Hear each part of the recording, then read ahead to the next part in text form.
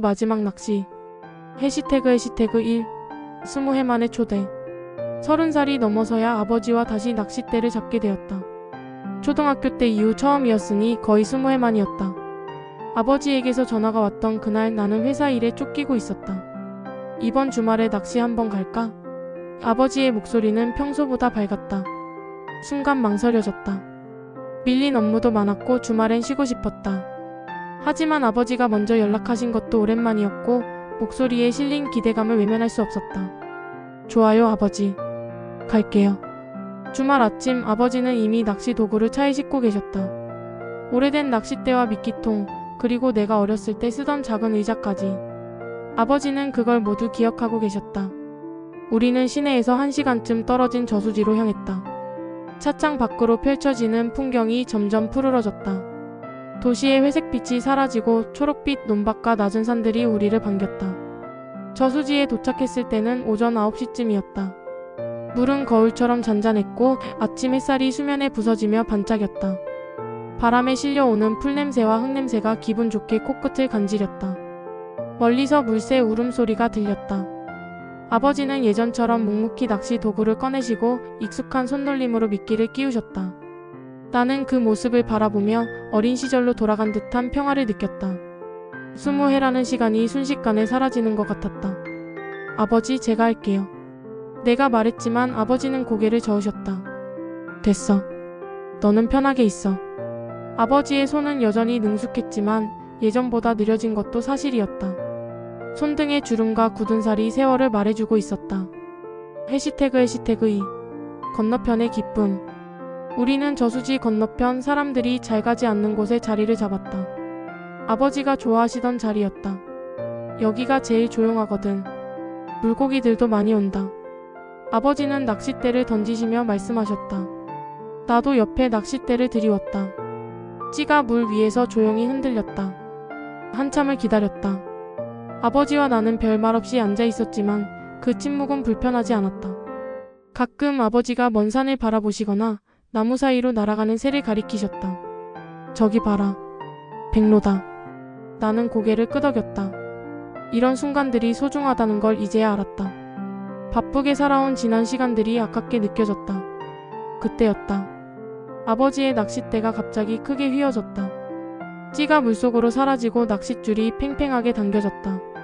왔다. 아버지의 목소리에 실린 설렘이 나에게도 전해졌다. 아버지는 조심스럽게 릴을 감으셨다.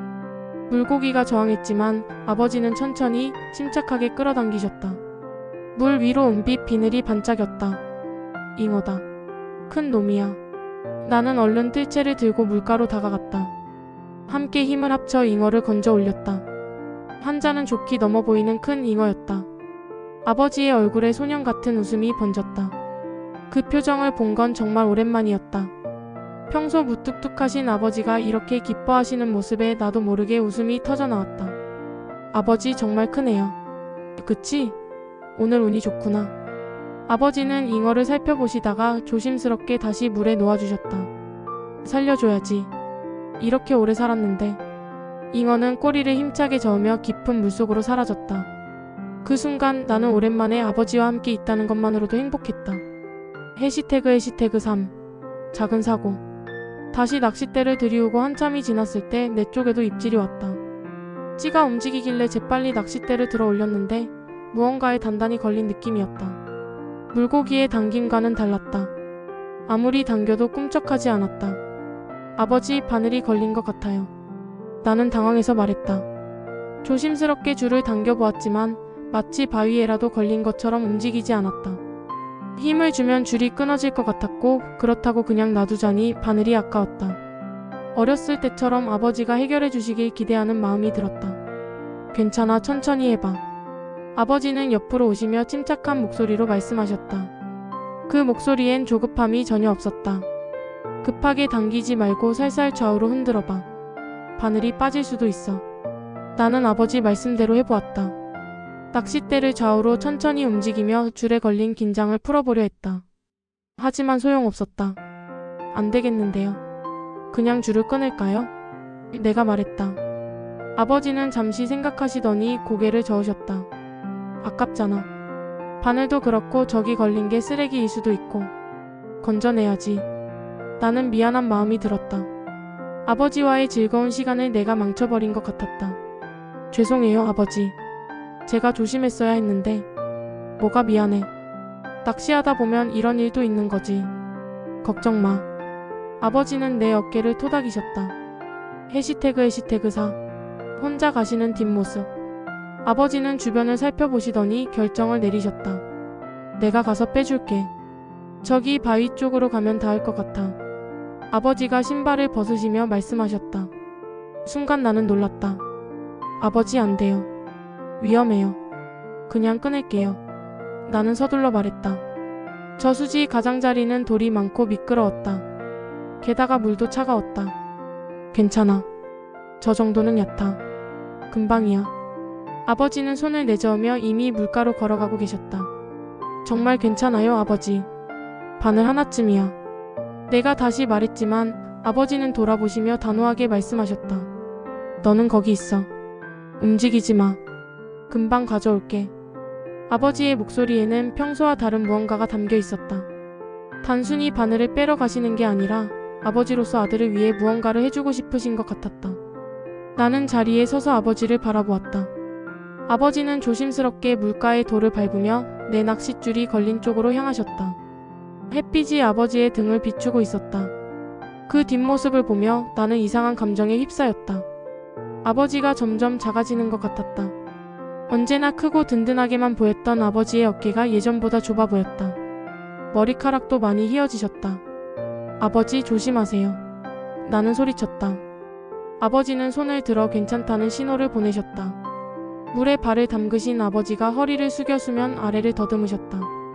그 모습을 보며 나는 왠지 모를 불안감이 밀려왔다. 가슴이 답답했다. 왜 이렇게 마음이 이상하지? 하는 생각이 들었다. 햇빛 속에서 아버지의 모습은 어쩐지 아련하게 마치 오래된 사진처럼 느껴졌다. 해시태그 5. 깨어남. 눈을 떴다. 심장이 빠르게 뛰고 있었다. 가슴이 답답했다. 천장을 바라보며 한참을 숨을 골랐다. 꿈이었다. 하지만 너무나 생생한 꿈이었다. 저수지의 물결, 바람의 촉감, 아버지의 목소리, 잉어의 무게, 그리고 아버지의 뒷모습까지. 모든 것이 실제처럼 느껴졌다. 시계를 보니 새벽 4시였다. 다시 잠들려고 눈을 감았지만 아버지의 모습이 자꾸 떠올랐다. 물가로 걸어가시던 그 뒷모습. 손을 흔들며 괜찮다고 하시던 모습. 왠지 모를 불안감이 가시지 않았다. 결국 잠을 이루지 못하고 일어났다. 그날은 월요일이었고 나는 평소처럼 출근을 했다. 하지만 하루 종일 그 꿈이 머릿속을 떠나지 않았다. 회의 중에도 업무를 보는 중에도 자꾸만 아버지 생각이 났다. 동료가 왜 그래? 어디 아파? 라고 물었지만 대답할 수 없었다. 그저 아니야, 괜찮아. 라고만 했다. 오후가 되자 더 이상 참을 수 없었다. 나는 상사에게 급한 일이 생겼다고 말하고 조퇴를 했다. 차를 몰고 부모님 댁으로 향했다. 마음이 조급했다. 빨간 신호등이 원망스러웠다. 평소 30분이면 도착하는 거리가 1시간처럼 느껴졌다. 부모님 댁에 도착했을 때는 저녁 6시쯤이었다. 현관문을 열고 들어서자 저녁 준비를 하시던 어머니가 놀란 얼굴로 나를 맞았다. 왜 이 시간에? 연락도 없이. 아버지 계세요? 나는 숨을 헐떡이며 물었다. 아버지는 거실에서 신문을 보고 계셨다. 평소와 다름없는 모습이었다. 왜 이래? 무슨 일 있어? 아버지가 안경 너머로 나를 보며 물으셨다. 나는 소파에 앉으며 말했다. 아버지, 이상한 꿈을 꿨어요. 나는 아침에 꾼 꿈을 자세히 설명했다. 낚시를 갔던 일, 저수지의 모습, 잉어를 낚았던 것, 바늘이 걸린 일, 그리고 아버지가 물가로 걸어가시던 모습까지. 아버지는 가만히 듣고 계셨다. 어머니도 부엌에서 나와 함께 들으셨다. 이야기를 마치자 잠시 침묵이 흘렀다. 아버지는 잔잔하게 웃으시며 내 어깨를 두드리셨다. 꿈은 꿈이야. 걱정 마. 내가 이렇게 멀쩡하잖아. 그러시더니 농담처럼 덧붙이셨다. 그런데 우리 진짜 낚시 한번 가야겠구나. 꿈에서까지 낚시 생각이 나다니.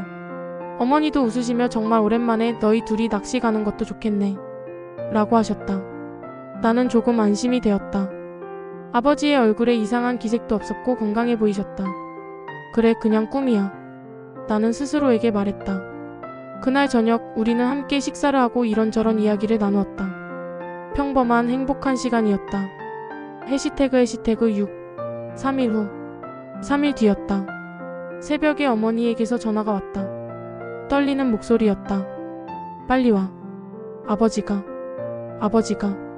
나는 옷도 제대로 입지 못한 채 차를 몰았다. 손이 떨렸다. 머릿속이 하얘졌다. 병원에 도착했을 때 이미 늦었다. 아버지는 새벽에 갑자기 쓰러지셨고 병원으로 오는 길에 돌아가셨다고 했다. 심근경색이었다. 아무런 전조 증상도 없으셨다고 했다. 영안실에서 아버지를 봤다. 평화로운 얼굴이셨다. 마치 잠든 것처럼. 나는 아버지의 손을 잡았다. 차가웠다. 이미 따뜻함이 사라진 손이었다. 아버지. 목소리가 나오지 않았다. 눈물만 흘러내렸다. 장례식장은 조문객들로 붐볐다. 친척들이 모였고 아버지의 친구분들과 동료들이 오셨다. 나는 상주로서 절을 받으며 하루하루를 버텼다. 현실감이 없었다. 사흘 전에 함께 저녁을 먹었던 아버지가 이렇게 갑자기 떠나실 줄은 꿈에도 몰랐다.